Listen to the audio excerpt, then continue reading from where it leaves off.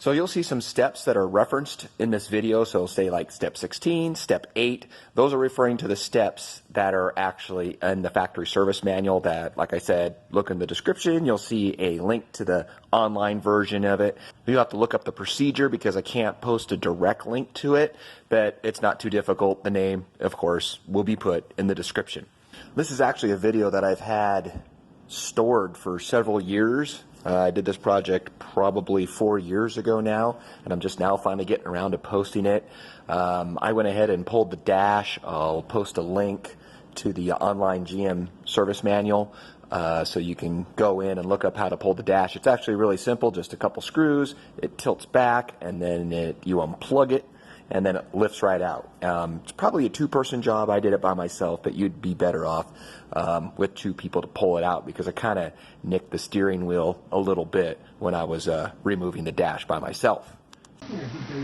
So if you have that climate control system that's all automatic, like in this Bravada, you have to do all this other stuff too to get those last two bolts out. So the service manual saying I need to take the battery and the tray out, the module, and the coolant reservoir, because all this stuff is sitting on top of this inner fender down here that I gotta pull out. So 10mm bolts, take this off, take this off, and then we'll see where we're at if I really need to take this tray out or not.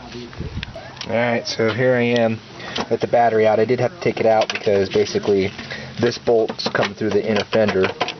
That's the battery hold down, so you do have to take it off. And once you take it off, there'll be just these two bolts in the front, so it's kind of too much weight. So it takes 3 seconds to take the battery out, so I went ahead and do that. The bolt's inside. I'm going to try to do this with leaving the tire on because I don't want to jack this. I don't want to jack this thing up. So there's 3 bolts in the front, and then basically every other bolt that you see down along the inside here. If I take those all out, we'll see if I can get the fender well out. I'm sure it'll come loose. I don't know if I can get it out with the tire on or not. So that's the next step. Alright, here's the inner fender dropped. Those are all 13mm bolts. In the front part, that brace for the bumper was in the way, so I basically had to bend it forward a little bit. I'll just have to bend it back. That's it. Come right out.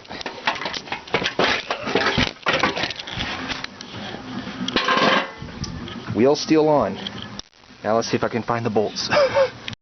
Okay, here I am. I think I finally got it. Okay, so this is what you have to do. There's this heat shield in the way. There's 2 7mm bolts. One here, one back a little bit further that you have to remove. And you just slide this little guy forward.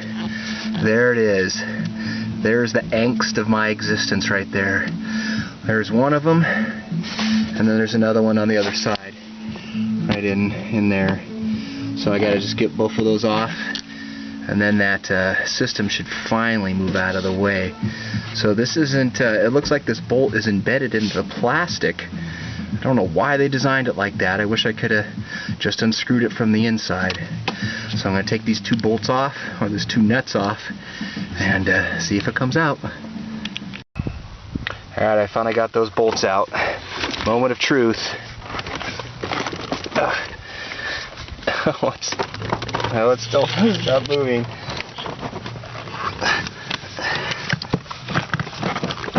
It's definitely loose down there now.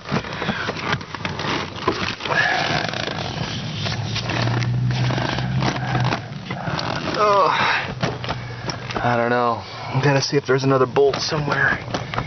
Sure feels like it. Well, after some searching and reading some very old posts on the internet, because the manual does not show this that I can find, that GM manual, there's another bolt down here. It's right behind the dipstick tube. Another 10mm bolt. It looks like it's part of this housing. I took one off the top as well, but I think that bolt down there might be my last one.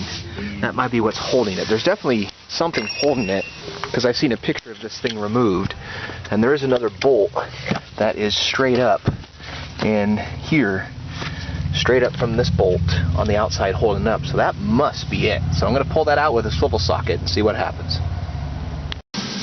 So there's the bolt that came out of it, more like a screw. Let's see where we're at.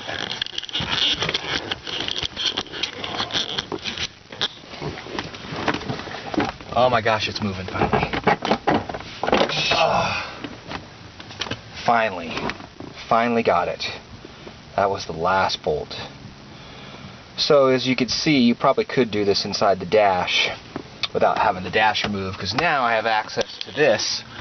I can get out this one screw in the front, another little 7mm screw. This hatch will come off, this lid will come off. Then I can get to the heater core. So if you probably just pulled the dash back, I'm sure you can make it at this point. Because I was completely lost, and apparently one of the very few people in the world that have this system, and there's no information about it. I just gave up and pulled the dash because I could not figure it out, and the instructions were not making sense. So there we have it. Very, very, very difficult job. Alright, here's the new heater core next to the old one. Right away I noticed that it's got this thing right here. It says rotate pipes into position, because these were horizontal, so I had to twist these to make them similar to that. I'm also going to see if I can get that felt off of there the best that I can and put it on this one. That will keep it from rattling inside of that heater unit. Here's a picture of the felt transferred over to the new heater core. Alright, got the cover back on. All those 5.5mm screws are all back together. I took all these ones out along the bottom. I didn't need to do that because it didn't matter. I just needed to get to these two on the top. So I got those replaced. The heater core's in. It's nice and snug in there. And let's see if it can get back in and fit.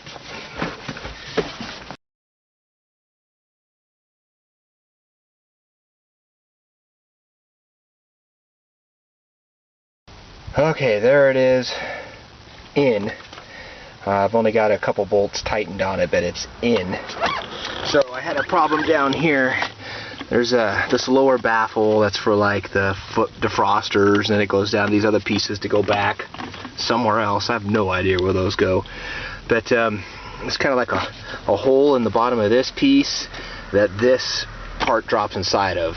So you have to line it up just right so it'll sink down and fit in there. And you have to do that simultaneously as you're putting in the heater core, and be aware where those pieces of metal are at, the tubes coming out, because you don't want to bend them or put any pressure on it or bang that thing around, because you don't want to crack it again and have it fail on you anytime soon. So be really, really careful.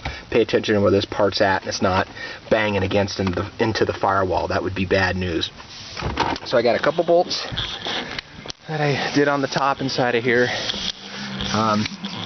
Got the one over here, tighten that 10mm bolt, and the one of the hidden ones down here behind the transmission dipstick. Now remember, that's screwing into plastic, so don't do that super tight. When that thing's snug, stop, otherwise you're going to strip it. You're basically looking for when the gasket behind here gets flush again, then you know it's tight enough. So just you know, put some light pressure on that. I would say 10 pounds of torque. I mean, there's a torque rating for it, but it's like inch pounds. It's really super low. And then I got to put the screw back down in there again, the two on the bottom and then the one on the inside, and start putting the dash and everything back together next.